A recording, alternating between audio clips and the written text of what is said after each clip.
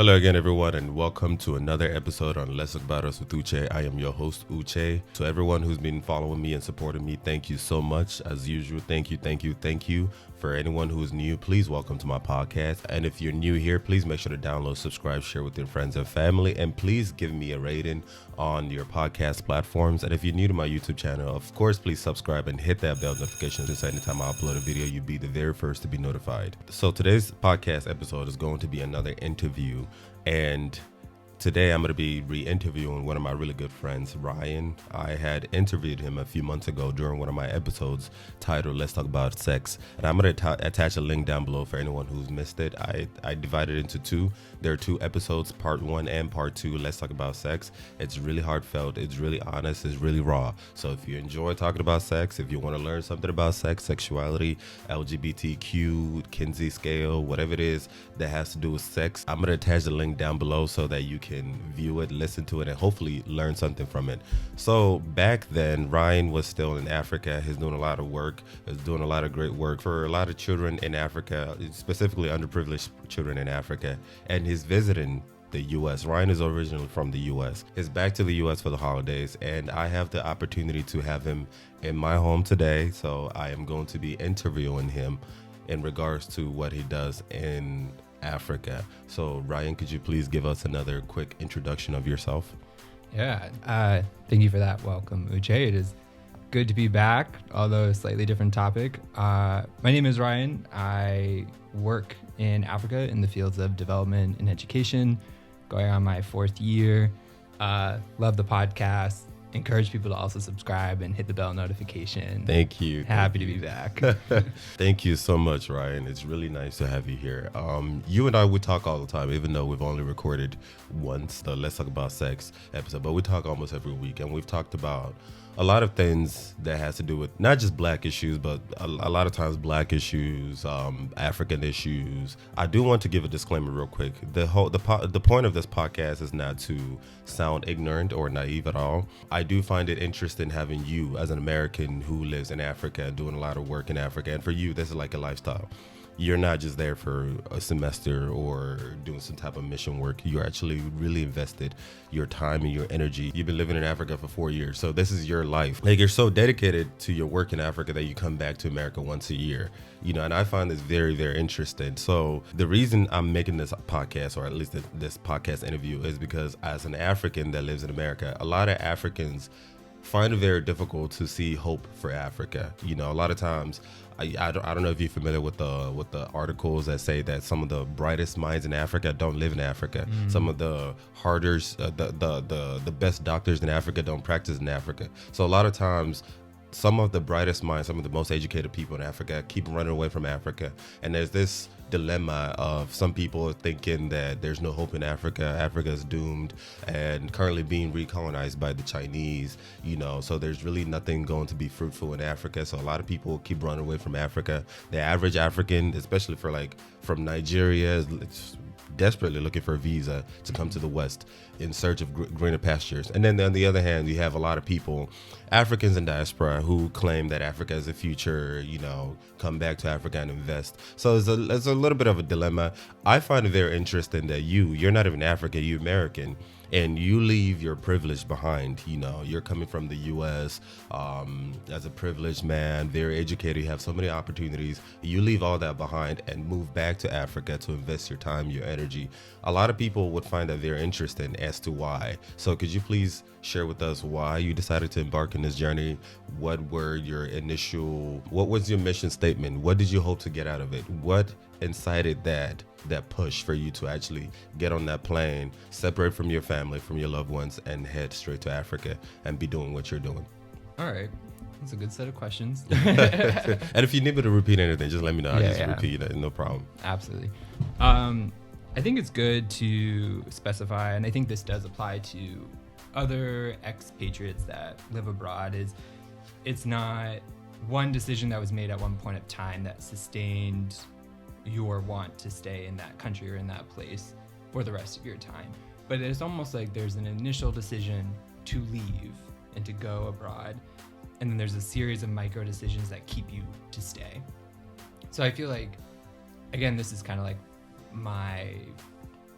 late teenage, young adulthood journey was this discovery of like where I want to be and what work do I want to do.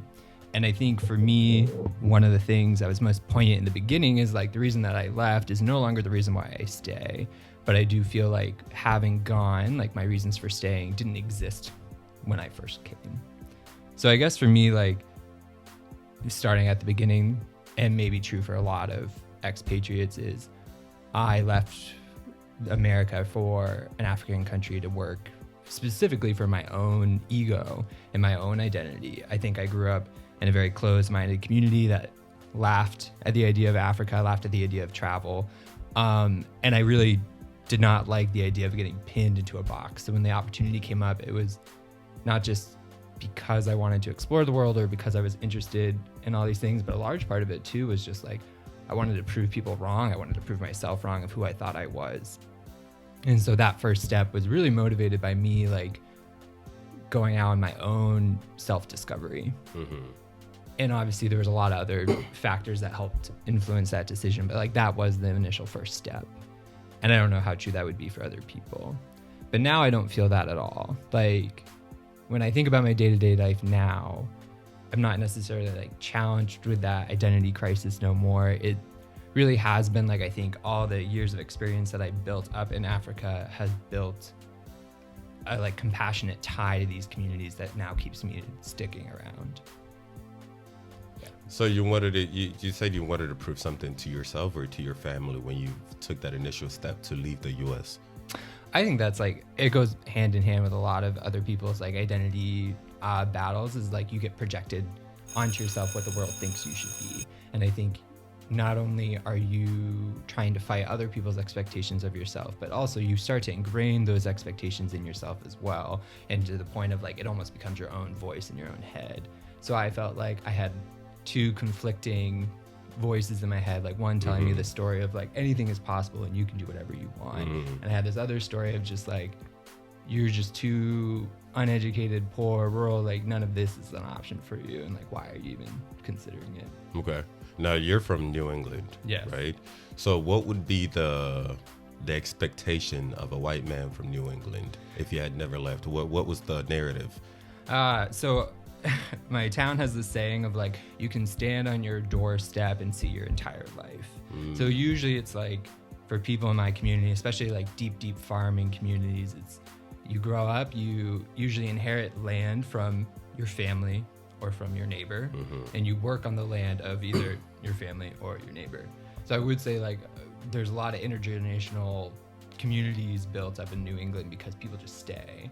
And a lot of our rites of passage are more superficial than they are genuine. So like education is not about trying to progress yourself and discover who you are and like build up a skill set that fits your role in the world. It's more so about like, well, this is just what you do between age 14 to 18, and then you get to move on back to the farm. So that was supposed to be my life journey, is I saw that a lot of people, and I see that in my siblings and in my family, of people who just get trapped even though they've gone through all the right systems that have been laid out for them. And that was expected of you. Like everyone expected, he's going to graduate from high school if he does graduate, and then back to the farm. Yeah, I feel like the expectation for my hometown is like, well, let's hope you get through high school without a kid. Oh, wow. And yeah, I think like it was 15% of my graduating class, the ones who graduated, who were already parents. So that's kind of the expectation, is like, how long do you go before you get put down into parenthood? And then kind of like a lot of the doors in the world start closing down. And you didn't want to conform to that? No, not at all. But what pushed you to actually want to challenge that? Because obviously a lot of people are conforming to that, right? Because you know that's pretty common from where you're from, right? And I feel like these are the part of America, specifically white America, the rest of America don't hear about. You know, people who quote unquote could benefit from white privilege, but they just conform to a more traditional lifestyle that may not necessarily push them further on the pedestal, or at least in the status of what privilege is in America. So what is it about you that's different, that actually, what did you think, what happened in your life that pushed you to want to do something different, as opposed to conforming to maybe the way your parents were, your siblings, cousins, or whatever it is? What pushed you? Yeah. And I think it's good to point out that, like, I feel like this story I just painted makes people in my community seem like they're doing this against their will. And it is very true that a lot of people are content with that lifestyle. For me, I think when I was younger, I think I was just very confused on how closed-minded I thought other people were, how little they valued certain aspects of themselves and growth.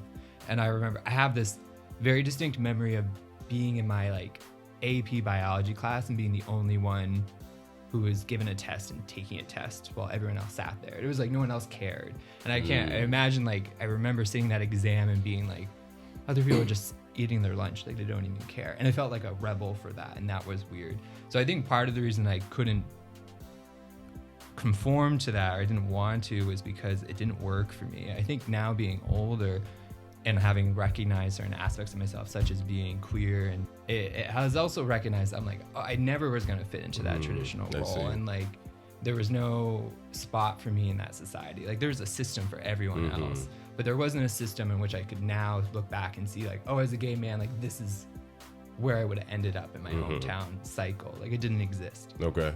And I felt like that was another thing of like, I needed to get out. Like, so you just didn't feel like you fit in. You felt like there was no representation for your type of person. You know, everybody else had a place, and you had this longing to find yourself, and you took that opportunity to go find yourself. Yeah. And I guess like in the aspect of feeling alone, not only are you alone, but like you're sitting there feeling isolated from being the best version of yourself. Like no one there was pushing me to like where I wanted to be pushed. Like no one was like getting on that intellectual level with me.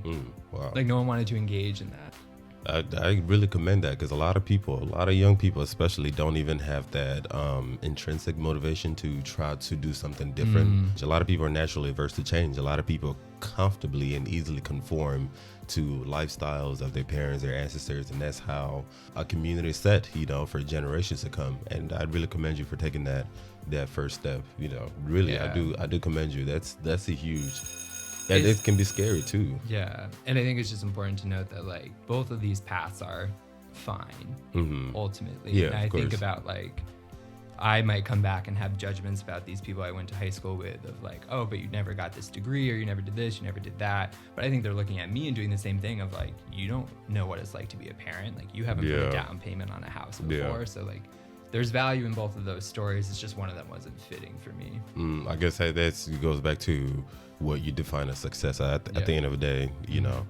Okay, thank you. But why Africa though? Because you did mention earlier that your family thought of Africa as low and this and that. And it's not just your family. Let's just keep it real. Even a lot of Africans think of Africa as bottom of the barrel. And I talk about that here on my podcast all the time, how that came to be. It's much deeper than that. There's this unanimous belief that Africa is the bottom of the barrel. There's nothing going on in Africa. There's no future. There's no this and there's no that. And then here you are, a white man from New England. Why Africa? You could have gone anywhere. You could have gone to Europe. You could have gone to Australia. You could have gone to Asia.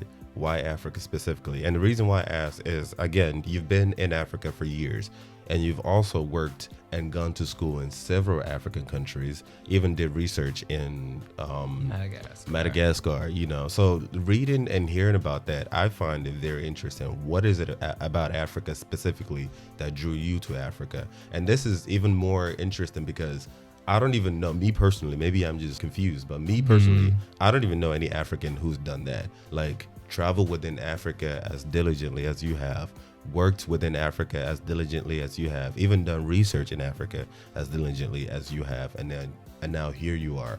Why Africa specifically?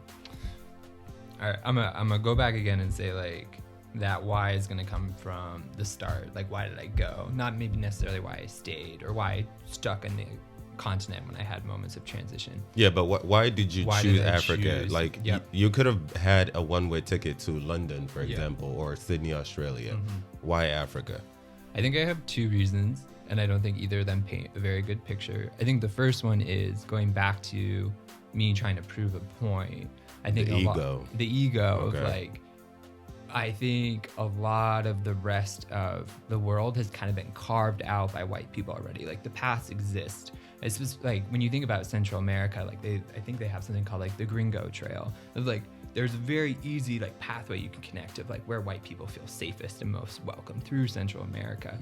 So when you think about where did I want to go to prove my point most? Like, how outrageous did I want to make my family feel like I was? Obviously, Africa was the easiest because of its preconceived notions, because of how little is actually understood about it. Specifically, I started off in Zanzibar, which was just me being like, yeah, I'm going to go fuck around on an island for a few months. Mm-hmm. That's one of like the wow factor of like that being the best argument for me to put out to prove this to myself. Oh, so you wanted to shock your family. I guess like shocking to myself too. Like that would probably be the biggest step. So find the craziest thing and do it. The craziest thing and do it. I see. I would say the second thing is like my first opportunity came from study abroad through my university. As someone who is on a lot of financial aid, like options are limited. So when you end up actually thinking about like what was available for me, I couldn't just get on a plane anywhere. I think that's another interesting thing. I don't know much about the study abroad world, but a lot more of my options did exist in Africa, which was something that like my funders were willing to pay for me. And it wasn't that other countries were as affordable. Okay, so you went to Zanzibar through your school? Yeah. Oh. Not through, funded through your school. Through the same people who were funding my university degree. Was Tanzania the only option that you had? I think I had also like Namibia was on there. Namibia. Okay. And yeah, maybe like the Australia, New Zealand, like entering into one of the mainstream universities. But yeah, my options were very limited because I wasn't going to be paying. Okay, so you just decided to choose the most extreme. Okay, yeah. So how long were you in Tanzania for? Tanzania, I think I was in there for 5 months. I was supposed to be 6, and then it was in 2015 when they had their presidential elections. And for those people who know Tanzania and Zanzibar, it's not a really good place to be during those times. So at one point we did get evacuated, and that's what ended me up in Madagascar for a month. Okay. Yep. So how was that experience? That obviously that's your first time on the continent, right? Through your school, and so you were there on a mission. Yeah. So how was that experience being in Africa for the first time, specifically in Tanzania and also Madagascar? How was that, if you were to summarize? I would say like at the end of the day, it really made me recognize that I cannot shake some of the stuff that I grew up with. I definitely landed and was like, oh, like this isn't like a tropical island with like huts and shit and people surfing. Like, no. It was like, oh, this is like an African country that suffers a lot from poverty, and kind of like rebuilding my conception of like, even though I was supposed to not be biased in my whole like vision I had for myself, I still had all these preconceived notions I was working with. I think for me, like the best way I can describe what my time in Zanzibar offered me, other than like the education that was coming along, part of it was this whole goal I was setting up for who I was really based on me being self-ethical in this new country. Like I wanted to have my own friends. I wanted to be able to go and enter like romantic scenes. I wanted to like have hobbies and have passions. I wanted it to like be my life. I wanted to prove to myself like I can fucking live anywhere. Like nothing stops me from being who I'm supposed to be, regardless of where I am.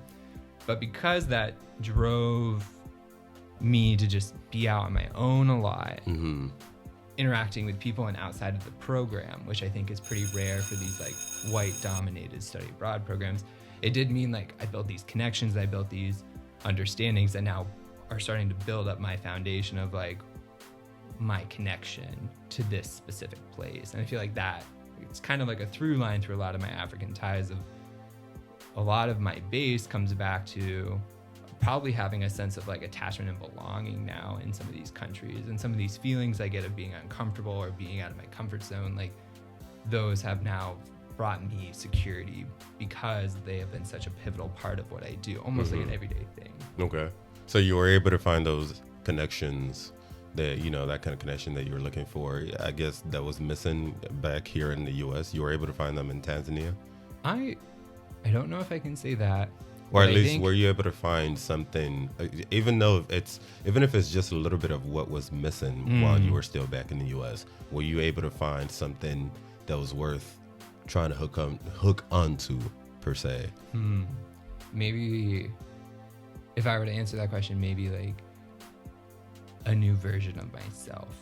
You were able to discover a new version of yourself. And that's what I hooked on to. Okay. This new embodiment I had and who I was and how people thought of me. Like I liked that version of myself better than the kid who studied too much, because that was what I was previously working off of. So I went from like a misfit that was looked down upon and was unhappy to now being like a misfit who like was making it work. And I felt like that's what I like clinged on to more. In Tanzania and Madagascar, your first. Yeah. Okay. It's almost like people are still like side-eyeing you, but for this time it's like not something you're ashamed of. So you did mention that you were interested in making new connections, including romantic connection. And I'm really interested to know, considering the fact that you did mention that you're queer, and Africa is not necessarily the most queer-friendly place. How did you navigate, at least the first few encounters, or at least your first few visit to Africa? How were you able to navigate that? You also have to deal with the fact that Africa, a lot of places you've been to are predominantly black.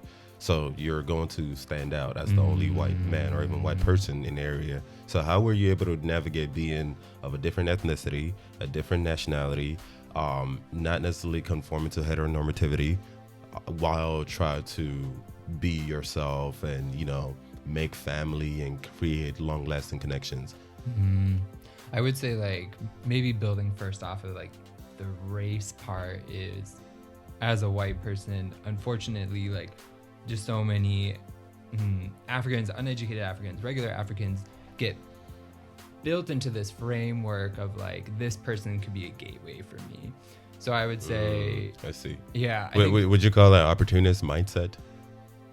Yeah, but not one that someone's like employing out of spite, but almost out of being like taught that time and time again. So I would say like there were definitely times where I was pursued by people, or I felt like an interaction was going a little too quickly because of that mindset. And so that's always something I have in the back of my head now of like, what is this person's end game? Which is a really shitty thing to be doing in your relationships, and kind of like fucks with your self-worth. Yeah. So I would say that was first. And I think like if you go back to our previous podcast, like being bi, like it did allow me to operate in both spaces, where I think a big thing that happens to expatriates is like you have to carve out what is comfortable for you in this new space. There are going to be aspects that are uncomfortable that you will never be able to work out of, but you have to figure out like what are your core tenets that you can't give up on. And romance is a big part of that. Yeah. So I think some people never figure that out, and that's why they leave. I think a lot of people like give it a couple years and then they're like, I don't see anyone here that I foresee myself being with forever, or the dating scene doesn't work with how they work. And so they exit. And then, so for me, I was able to exist in Africa longer because if I was just gay, I don't know if that's a phrase, just gay, but I think if I was only attracted to men, I would have gotten frustrated faster. Oh, okay. And probably would have dipped out. But I think my journey so far has been moving slightly to more progressive countries with every transition I've made. Okay. So now I feel like I'm at a place where I'm not anxiety ridden all the time when I'm with a man. Yeah. And there's a little bit more acceptance, but still at the same time, it's you're operating underneath like a cloud of shame and disguise and all that, and that wears on you over time. Just like for people who are DL or closeted in America too. So I feel like I've thought about it sometimes of like, I've ruled out a lot of Africa now, of places I would go to next because of what the kind of lifestyle I could live there. And it's also made places like the EU and America a lot more attractive, because I would know like, oh, I could enter into some of those spaces and be a lot more comfortable with who I am. But then you're also bisexual, so you play both games, I guess. You know, both sides. You're not just waiting around for a man. You know, you're also available to women as well. You know, so you're not really frustrated playing the game of, is this taboo to this person or is it not, or things like that. So you're definitely occupied in a romantic or maybe even sexual experience while being in Africa, as opposed to like somebody who was 100% gay.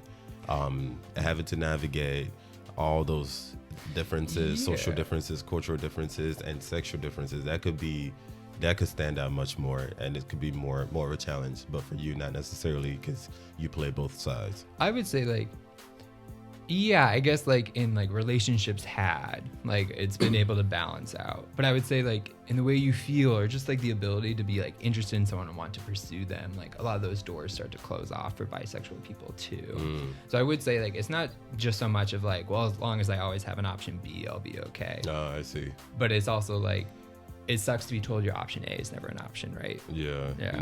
So living in South Africa, like it's a lot more open-minded. Like option A is usually there. But in some of the past places I've lived, like that was always a really scary option to take, especially when it was like presented as well. Okay. Well, and of course, obviously, you're not there to pursue just relationships and sex and things like that. You know, you're there to work. You know, you've been doing a lot of work, which we're going to get into in a bit. But after your first encounter in Africa, Tanzania, Madagascar, you went back to the States, correct? That is and correct. you also did travel. You did some schoolwork outside of Africa as well. Like you went to Asia at some point, and India, right? India, correct. You went to India, but then you also chose to come back to Africa. Why Africa the second time? Because obviously it means that the first experience was great. It went well. But why did you choose to go back to Africa? And what did you go back to Africa the second time for? Was it school, pleasure? Was it work? Yeah. So after my experience in India, I had another experience in Guatemala. So, you know, I've been placing myself on different points of the map. It was after university where I had my first job opportunity, in which I was offered a position of being located in India or in Kenya, a place I had not yet been. I want to say I was somewhat influenced to like get a new passport stamp. I think I was still operating underneath that like, like explore, build up, like, I know that feeling. But I think secondly, I also just think like there is a compatibility of like you to a place too. And having been in some different places, although I can't say I know as much about them as I did for some of these places I stayed longer, I think I just grew to have a better understanding of East Africa. I grew to understand that I liked that culture more. I grew to understand that although being a white person in many parts of the world, there's a lot of advantages and disadvantages too. Way more advantages, but it's just the way that I think I was going to be perceived and how that would allow me to live a life was much more attractive to being in Kenya than it was to being in India. And so that's what landed me back on the continent again. And maybe I think it's also like people sometimes will criticize me of not being, let's say, like sentimental or emotional or what, because I have like left home. I come back once a month, once a year, and all that. And like, what does that mean for like how I build connection? But I would say like at the same time, if you critique me of like, it's also very possible I chose Kenya because I grew to find a sense of home in Tanzania, and like that was going to make me more comfortable than going somewhere else. So I don't think like I'm this like crazy limitless traveler that people might naively try to impose on me. I think I somewhat do have a comfort zone, but it just happens to be in a place that I didn't grow up in. And it happened to be East Africa because the opportunity that your school gave you to go to Tanzania. And you found, that was the first one. You found some parts of you over there that you were never able to find at home. Yeah. Okay. Can you please tell us, what did you do in Kenya? What kind of job did you do? Oh, okay. I worked for an academy that operated as a nonprofit, and it was a private school. So we definitely had a slew of students that came from kind of like the upper echelons of East African society. Specifically, I worked for their scholarship program that brought in students from lower socioeconomic status within coastal Kenya, which was where the academy was located.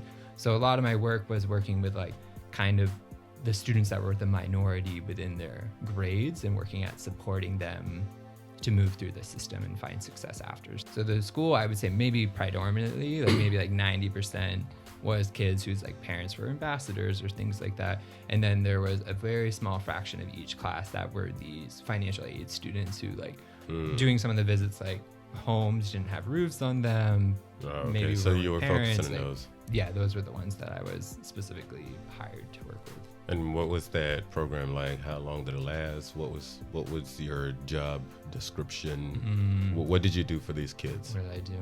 I was there for them for 2 years.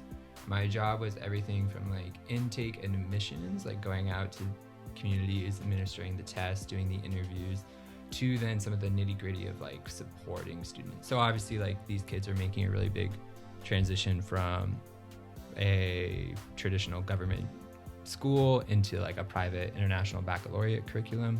So it was really overseeing some of their like cultural and academic transitions into that. And then also sometimes just some of the very basic stuff of like getting them dewormers, because that was an issue that they had at home that they now are getting faced with in the school. Communicating with parents. So essentially it was like I acted as a mentor and a support system for students who were facing more challenges to move through the school because of the system that they had gone through previously. And how much of that was passion and how much of that was actually work? Oh, all of that was passion. When I was first hired, they put me in these programs. I had no care for them. I started working with these students and I kind of like proposed it to my future boss of like, hey, you need this. Like, give me the tools and I'll put it to work. And like, I gradually shifted out of all my other programs and started doing that. So it was a lot of passion to serve underprivileged children, basically. Yeah, and I feel like part of me is it comes with, at the end of the day, I can't relate to a lot of these kids. I think I had kids who were Black, Muslim, female, like our shared identity is very few.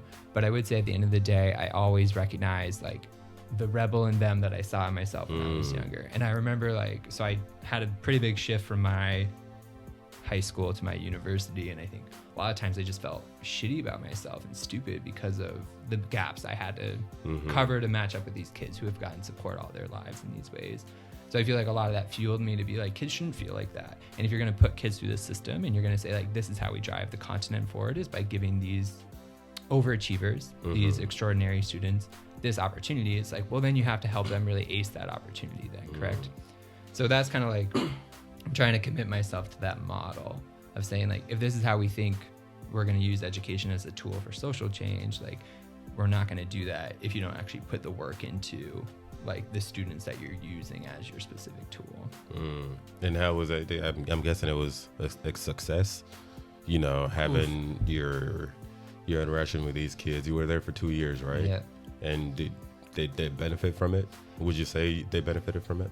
I think at the end of the day, like these kids are going to have a lot of adults come in and out of their lives. I think I'm a speck on their timeline. I think more so what I did is I built the system of the program that then other people came in after me to work in. And I think that's going to be more useful. I just painting the picture of like what has been happening is there's a belief that if you take high achievers, this is called exceptionalism. When you take high achievers and then you try to put them into programs that then open up more doors for them in the future, it's believed that then they have the opportunities to then come back and create change. So let's look at like the African Leadership Academy in Johannesburg. The belief is like they can find really extraordinary kids who come from poor backgrounds. By giving them this incredible international education, they're going to be able to get into, let's say, an American university that has far higher standards than where they would have got into previously. And that education is going to pour back into Africa once they come back to create change. Is that guaranteed that they'll actually come back? Oh, no. Well, I would say it depends on the program. Some make their participants sign contracts. I see. A lot of them don't come back. And there's a lot more you could say about that.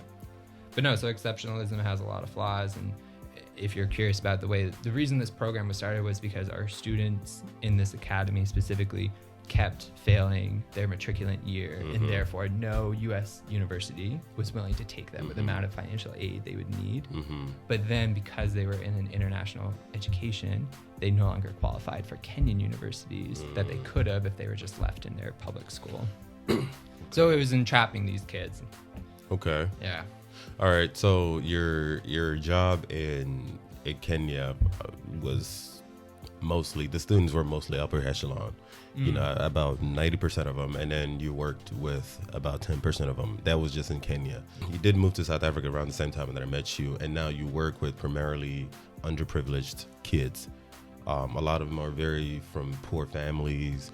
can't even afford food. Some of them have HIV, things like that.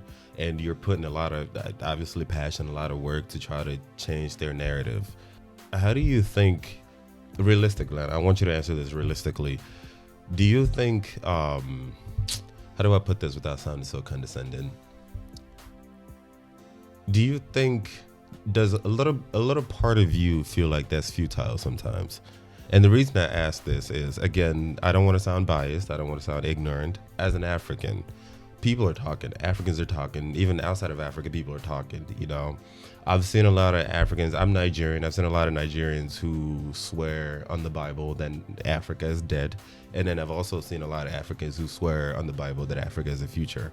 But at the same time, too, I haven't really seen a lot of Africans who leave their privileged Western passport and move back to Africa to do something selfless, so to speak. A lot of times when you see Africans or Nigerian Americans or privileged Nigerians from the West who move back to Nigeria or move back to Africa, they move back with their privilege in order to capitalize on opportunities that they probably may not necessarily be exposed to without their privilege, their Western privilege. So a lot of times, for example, there's some Nigerians born and raised in America who moved back to Nigeria to work in Hollywood or Nollywood, to work in Nollywood, to be actors and actresses and things like that. And they're more marketable. They're more preferred because of their Western privilege. You know what I mean? But very rarely, I don't even think I've ever seen, that's just me anyway, don't judge me. I don't think I've seen any Nigerian from the UK, from the US, from any of these Western countries and continents who move back to Africa in hopes to incite change, because that they believe in Africa, they believe in Nigeria, they believe that Africa is the future, let's try to change the narrative because Africa has the potential to be on the same pedestal as the UK, the Americas, the Australias and things like that. So I'm asking for, as a foreigner, who's dedicated his life, serving these underprivileged kids and creating a lot of curriculums that they follow.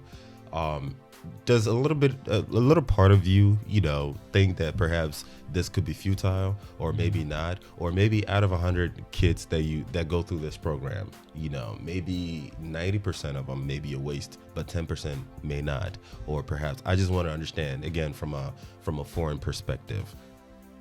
Or do you actually genuinely believe that this is very helpful? Realistically, this is going to turn around and help change the narrative of Africa being the bottom of the barrel. Does that make sense? It does, okay. Yeah. I completely accept that. I think the work that a lot of nonprofits do on the continent don't drive any real change. Thank you. Oh my God. Thank you for bringing that up, because that book by Dead Aid, she mentioned how a lot of these nonprofit, and I quote, nonprofit organizations are actually there to make money. It's become a business of their own, and they keep popping up these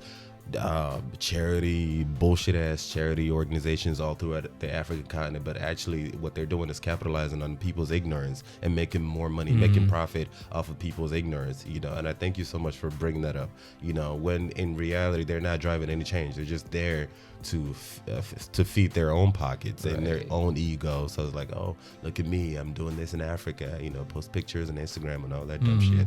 So thank you so much for bringing that up. Thank you.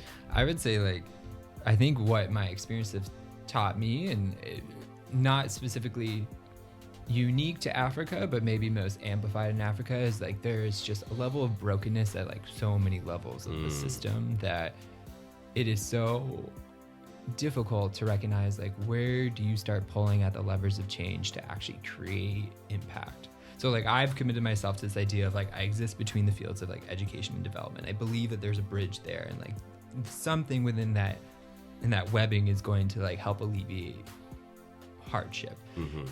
And I think and for people who are similarly in that intersection, the big question is well, here's a social issue that maybe we could work on through education, but unfortunately that social issue weakens the education system. So now we can't actually get the exact income or impact that we want through that.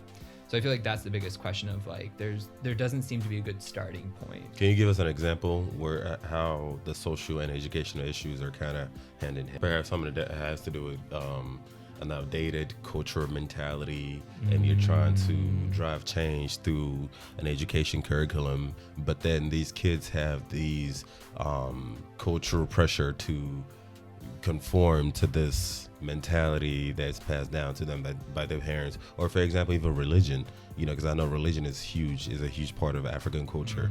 And I've always often spoken against how a lot of Africans just drown in religion. It hinders progression. So perhaps that could be a problem, when you're trying to teach people a new way of life or a new way of thinking and persuade them to think outside the box. But then there's this fear that God is watching or this and that, teaching kids about sex education. Sex education is extremely important. I've talked about that before, but unfortunately, a lot of African parents teach their kids that sex is taboo and blah, blah, and blah. But in reality, what you're doing is actually giving them formal education that they need that could be preventing a lot of, potential problems. So could that be an example? Yeah, I would say like maybe the one that rings truest to me is like, there's a belief that one of the biggest like cultural issues in some African countries are like this idea of corruption and how easy it is to fall prey to the corruption that already exists. So is there a belief that you can use education to develop character? Yes. But how does that then work when some of the most stringent corruption happens within the education sector? When you show up to class and your teacher isn't there for 2 periods but has already clocked in and is sleeping in the teacher's lounge. Or when, let's say this year, like when PPE gets delivered to your school, but your principal has siphoned it off to get money for their new car. It's like, how do you teach kids about how corruption has affected their everyday lives in the education field when education itself is in a dire state of corruption as well? So I feel like that's one of the like ties as well. I think another thing is, one of the biggest fights that development has been trying to do is improve elementary school attendance. People just not showing up, both teachers and students. So there's been so much work to try to get that going either like top up of trying to like dictate policies that enforce those attendance records, or to go bottom up of like trying to support students to be closer to schools or at least be more healthier to attend school. But at the end of the day, like once they attend school, it's then the issue of like, but what are they learning in school? And does a kid's attendance actually improve their life outcome? And they view that to not be true of like, attending school doesn't necessarily get this kid ahead in life anymore. So although we've worked so hard to get him into class, his life circumstances are still the same. So there's so many like conflicting battles to fight all at once. And I think there's 2 models in which people believe is going to be like what changes Africa, and it's probably in a mix, but there's people who believe that there's going to be a revolution. It's going to be this like radical transformation, and these are like the ALA people, African Leadership Academy, who spend millions and millions of dollars on high class education, thinking that they're going to pull up these powerhouses that are going to come back and slam down Africa in all these different levels.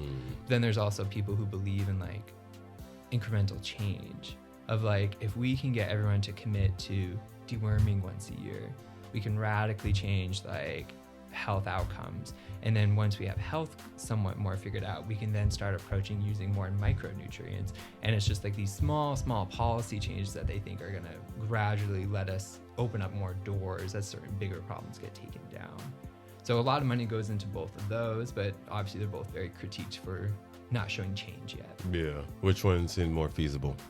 Feasible as in like able to be carried out, or feasible as in like will have an impact? Both. Easier to carry out are these revolutionary things. It's very fun to work with high achieving students or high achieving people and trying to like give them the empowerment that they might lack. And that's assuming that they actually do come back and have the continent. So that's the easy continent's one to development do. at heart. That's the easy one to do, and that's why a lot of models work this way of like, oh, let's just set up a private school and take the best and smartest students. Probably the one that's more realistic for change is the incremental process, because you actually know what change looks like in that case. No one knows what a revolution of Africa is going to look like. No one knows what it really looks like when like tens upon tens of alumni come back from, let's say, a foreign university to create change. Like, no one knows what that. But are they though? Are they going to? And the reason why I ask this is I'm kind of conflicted, me personally. Again, born and raised in Nigeria up until the age of 15, moved to America. Like a lot of Nigerians, I don't want to speak for all Nigerians, of course, but a lot of Nigerians that I've met, a lot of Nigerians left Nigeria with no hope of ever going back. Because, if your family's not well-to-do, life in Nigeria is hard. It just is, and this is what pisses me off when I see some of these Nigerian celebrities trying to paint this ridiculous narrative or picture that Nigeria is Wakanda, because it's not. I went through hell in Nigeria. My family wasn't poor per se, but there's not a whole lot of opportunities for people like myself. You know what I mean? Trying to find myself, trying to find a voice. I felt like a nobody. There's no opportunity whatsoever. And leaving Nigeria and moving to America, of course, I went through the waves and the motions and eventually stabilized being in America. And now eventually having the privilege of being a black man in America, well-educated, well-traveled, and all that good stuff, right? And I'm starting to think deeper and seeing how the issues in Nigeria, the issues in Africa, the issues in the world, and it's a hot mess everywhere. And like a lot of people like myself, after I've kind of grown holistically, I have started to want to go back to give back to Africa, to give back to Nigeria. It doesn't have to be Africa, it doesn't have to be Nigeria specifically. I want to go back to Africa to give back, because at the end of the day, they're my people. You know what I mean? I'm not American by birth. I could have been easily skipped that opportunity to come to America. And just going back to Nigeria every year, or the times that I've been back to Nigeria since I moved to America, and seeing the lack of opportunities, seeing some of the people that I went to high school with back in Nigeria, seeing how there's not a whole lot going on in their lives, and seeing how that's constantly being perpetuated. There's not a whole lot of opportunities to unplug from that. It hurts me.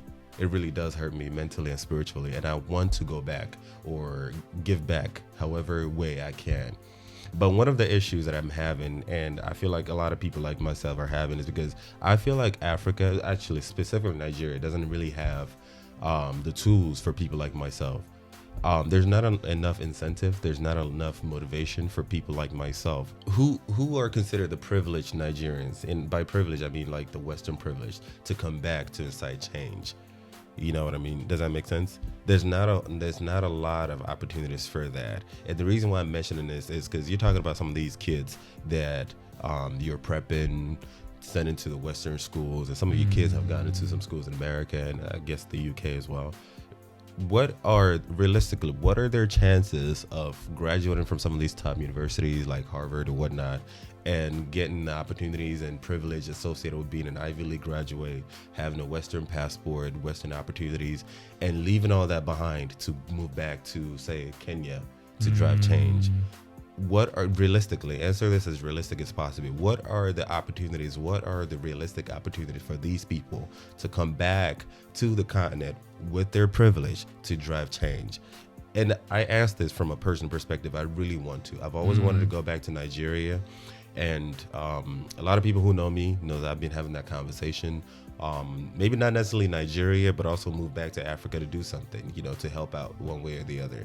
And I don't want to just pack up my bags and move back to Africa, because a lot of times I feel like a lot of people who do that add to the mess without even alleviating anything, without even, you add to the mess, because now you're moving back to Nigeria with your privilege and you're taking an opportunity for somebody who actually needs it, as opposed to you having more, staying back in the West and enjoying the privileges and opportunities that come with living in the West. You know what I mean? How can a person like me, how can people like myself, Africans who live in the West, who have Western opportunities, Western privileges, go back to Africa to incite change? Are there realistic opportunities? Are there realistic programs to incite, to motivate, to inspire privileged Nigerians in diaspora, privileged Africans in diaspora to come back to the continent? Yeah. I can answer that with a brief story, and then just remind me I have like a second point to add of like, we have this one student, the program loves him. He was one of the original ones, went to the University of Cape Town to study computer engineering. And for context, we're on the other side of the country in a very rural, very village-like type communities. And this boy, after graduating, he was very gung-ho on trying to return back and create an art cafe, which is, from a Western perspective, not extremely revolutionary, but in that, like, there's nothing even close to a cafe in our area. It was a very radical idea, but he was very gung-ho about it.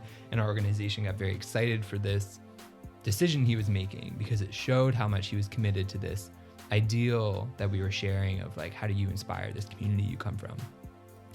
And I remember it was something we talked about, and then eventually we were like, where is he? When does he show up? And at the end of the day, he did end up taking a coding job in Cape Town.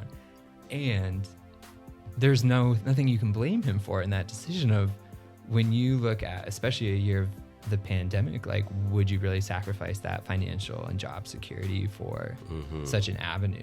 And I think a lot of what my current organization thinks about is, like, what are the systems and the supports that you need to set up to support alumni to come back? Is it housing? Is it, like, financial literacy? Like, what do they actually need? I would say, I think what I've learned is a lot of what needs to change at a grassroots level is cultural. And I think shaping and building a cultural revolution is probably one of the most, like, overwhelming things that you can take on, especially taking on alone. So I think at the end of the day, like, no, there aren't specifically, like, opportunities that have a huge payout already, but it's the same thing of, like, I think some people are looking for an easy way out of, like, oh yeah, here's this ready-made position that was just waiting for a privileged Nigerian to come back and take. I don't think that exists. And I think if it did, it would be, we'd be much further along. So I feel like a lot of people just get intimidated out of that very, very, very, very fairly. I think about this program I currently am working for. I don't think I would have come and started that on my own, but it was really easy to come underneath an umbrella organization and have that security. So ultimately, like, no, it's not there's not a ready-made path, but that's because it's very difficult work. So I think that's kind of, like, the compromise we make of, like, this is where exceptionalism falls apart of, like, how many kids are you pumping out? What does their support look like when they come back? And what are they actually doing when they come back? No one knows what that looks like. I think my second point is counteracting of, like, probably the bigger problem is, like, you're forming a new elite through exceptionalism models of, like, now we have a cohort of these kids who come from this village whose parents work as farmers and get paid nothing, who have been to the US and have done this and have done that, and, like, they are no longer fit to be working in that. They're, like, no longer useful. Like, the skills that they've gone and acquired don't necessarily translate back to being a good community member. So part of it is, like, are all the systems failing by not just taking the whole lump sum of a population and trying to lift them up instead of creating an elite of, like, picking the kids who are most privileged? And that's where you say of, like, well, what can a privileged Nigerian come back and do? And, like, maybe say fuck the privileged Nigerians and stay in America, and it's, like, about all of Nigeria getting lifted up a level. And this is something that I'll say of, like, when I lived in Kenya, corruption is at, like, every single level. You'll get corrupted by the food vendor, you'll get corrupted by the security guard at your gate. I would say, like, I think sometimes the model that we have in our organization is, like, you can go out and be anything, just go out and do it really, really well. So I'm imagining a world in which, like, if all Kenyan matatu drivers stopped scamming their customers, like, what would that change? If all food vendor people were, like, more reliable, like, what would that change? So it's trying to think about, like, what can be moved at the micro level that's going to have macro change. Okay. That's really interesting because, yes, you're pushing all these kids to Western countries for opportunities, and, you know, some of them going through Ivy League schools, some of these huge programs and things like that, which is very commendable. But also, we also have to be realistic in the sense that some of these countries like the US, Canada, UK, they also have an eye for the best of the best. You know what I mean? So a kid, say an underprivileged kid from South Africa, whose parents are farmers and dirt poor, and somehow your program pushes that kid to Harvard, and the kid graduates top of the class from Harvard. America is going to want to keep that kid. There's a lot of incentives for, I think countries like Australia, if you have a PhD, or I think Canada or something like that, they give you citizenship or something like that. There's like opportunities. You're going to see companies trying to recruit you, and some of these companies that start at 6 figures, and a kid from a poor village in South Africa has probably never even seen 4 figures. Tug more 6 figures, you know what I mean? So it's a lot more attractive to stay back here. And I can also say for myself, of course, I'm not really elite or anything, but living in America, life is relatively better here. And I say relatively because things are, it's not as pristine as a lot of people would say. A lot of people who've never been to America would say. However, there's a lot of things that I genuinely appreciate about living in America, how a lot of things work. You know what I mean? Opportunities are there. You have to go find them, but they're there. America is a country where the child of anybody can be anybody without needing anybody. And I'm quoting Aisha Yusuf, one of the face of the revolution going on in Nigeria right now as a result of the NSARS. She said that for a country to be alive, it has to be a country that the child of anybody can be anybody without needing anybody. And that's what America is. That's what America has been for a lot of people. And that's what America has been for me. There's a lot more opportunities, attractive opportunities to keep people here, especially the best of the best. And I feel like the people who developed this country, I don't know who they are, or they've done a good job, keeping people here through scholarships, reduction of this, or reduction of that, or, offering citizenship, easier path to citizenship, job opportunities, recruitments, and things like that. So that kid from that poor family in South Africa is going to be like, what am I going back there to do anyway? There's so much corruption going on. There's too much going on in South Africa. Why would I even want to go back and try to tackle this? Especially when I see a lot of people out here can't even be bothered. You know what I mean? A lot of people like myself who have this opportunity. And I feel like in order to do that kind of stuff, go back to help, it has to be like deep within you, intrinsically motivated, a lot of passion and genuine wants to contribute. And I feel like a lot of people just don't have that, or just can't be bothered. Yeah, part of me is like, I just don't even know if that's the right thing to be worried about. I guess like I'm gonna try to put this in like a very concrete example. Is a lot of the students we work with are kids who are like 30 to 40% higher scoring than their classmates. So like on a given math test, like our kids might score an 80 and the class average is around a 40, and that's how they stand out so much. So I think the narrative you're saying is like that 80% kid is going to get opportunity after opportunity, and it's going to be hard for them to say no and move back to a community that they didn't really feel a part of. Part of me is like, do we need to focus on how to craft life around this 80% kid to get them to stay? Or is it more so about how do we get there to not be a class average of 40%? If there's a class average of 60%, are we necessarily as worried for what those students are going to go out and be able to do with their lives? And so that's where I'm thinking of like, a lot of kids score really poorly because they still don't know English, but they're given tests in English. So is there a better lever of change to move instead of holding back somebody from whatever life journey they're on? Because you wouldn't want that on yourself either. Is there something else that helps like bring up the majority of the population and stop focusing on the minority? Brain dump's a real thing, but it's like when you brain dump from a really impoverished community, that's very felt. When you brain dump from an average community, it's not as bad. So basically push everyone to be better as opposed to just focus on specific people. Yeah, and I don't necessarily think it's about like pushing or like encouraging and motivating. It's probably about like there's some system, there's something that's lacking in the theory of change. So like dewormers gets kids to attend school. So like that's something that like you're not necessarily going out and trying to like motivate students, but you're just saying like if you deworm your kid, they're going to be healthier throughout the year, they'll attend school more often.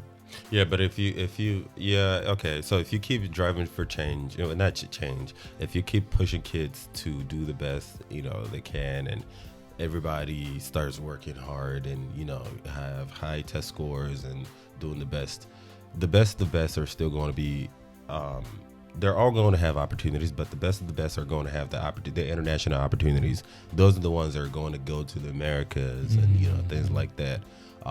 So perhaps, yes, the average kids back home, they're still going to be more educated, become more educated, learn English, gain the tools and skills necessary to drive change within South Africa, for example, or Kenya, wherever it is. Realistically, what are the chances that they actually get to use those things that they learn without the privilege of going to the West, per se? Because there is a privilege associated with going to the West or having education from the West, especially Ivy League. So for those kids that don't have the opportunity to go to the West, say Harvard, you know, and they were able to remain back in whatever country they're in, say Kenya, go to school in Kenya, graduate, maybe not even top of the class. What are realistically their opportunities to implement some of those things that they learn from school to drive change within Kenya without leaving Kenya and getting that Western stamp privilege? I don't know if I don't think it's about them then going out and driving change. I think it's just them going out and then being the change. But realistically though, what are the chances of that happening? Let's say I'm one of your kids in your school and I graduate from your program. Okay. I never get to go to America. I never go to Australia, whatnot. I go to your school, went to high school, went to college in the same country, and I graduate. Let's just hold up.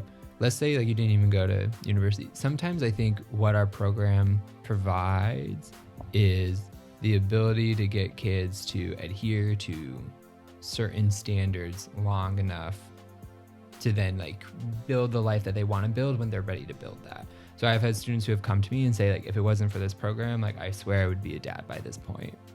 And some of these things are like, okay, if we're building more solid avenues for kids to feel like they can have certain levels of success, like, oh, I can foresee myself graduating. Like, can we to do more as opposed to just conforming? Because I don't think it's necessarily about like, oh, now you're gonna go be a revolutionary and go into government. But I do think it's like, I talk to my kids all the time about this. I'm like, hey, if you want to go be a taxi driver, go do it. Be a really good one. Don't drink while you're doing it. Don't smoke while you're doing it. Like, don't do all these things that are currently bad about the taxi system. Okay. So it's more so an individual approach, not necessarily a community approach. How are you?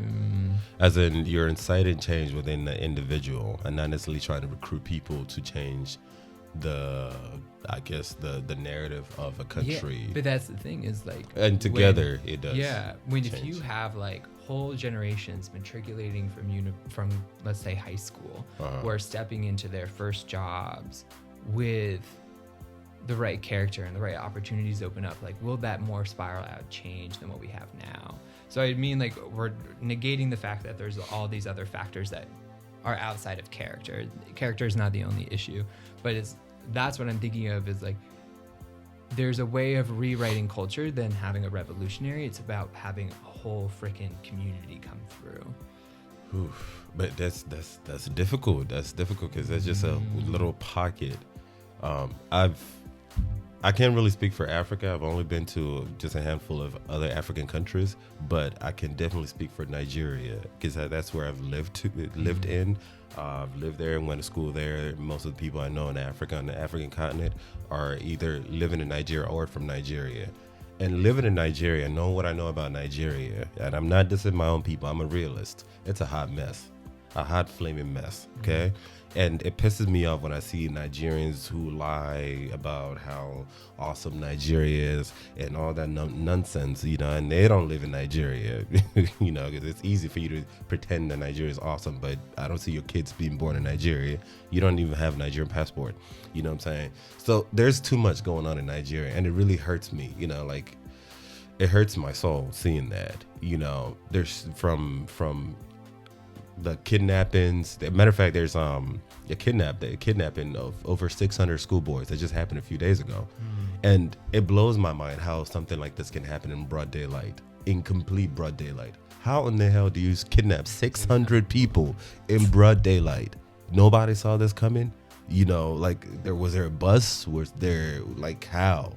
You know what I'm saying? Matter of fact, it happened in the same state that their president Buhari is from. And I don't know if you're familiar with the whole NSARS thing that just happened. You know, we went for the protests here in Texas, and it was just like an international global sensation. Mm-hmm. Everyone's hashtagging NSARS because I talked about it. I made several episodes on NSARS and breaking it down for anybody who's not familiar with what NSARS means, you know. And of course, after that NSARS, there are people in Nigeria who were protesting at the Lekki toll gate in Nigeria, and they were massacred by the Nigerian military.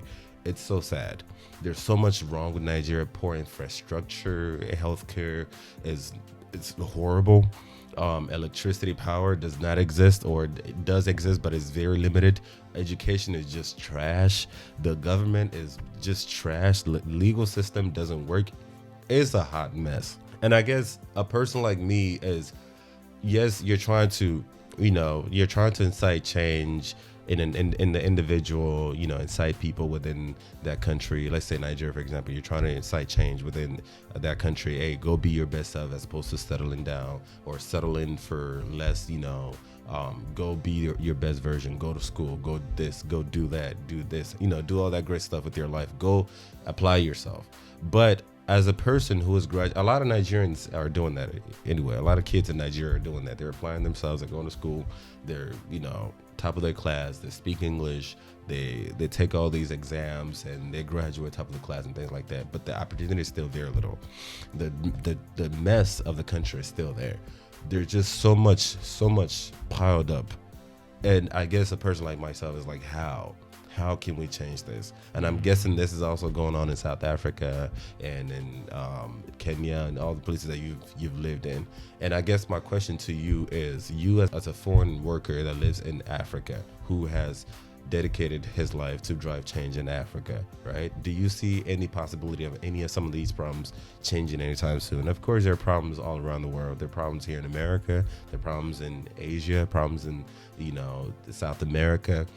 But since we both have some type of association with Africa, we're just going to focus on Africa right now, because I feel like there's just a lot going on. And according to that book, the clock is ticking. Time will come when Africa it may be too difficult or too late to reclaim Africa before it becomes a new colony of somebody else, you know, things like that. So how can we realistically change Africa? How can we realistically change the narrative of Africa? How can we realistically drive change in Africa?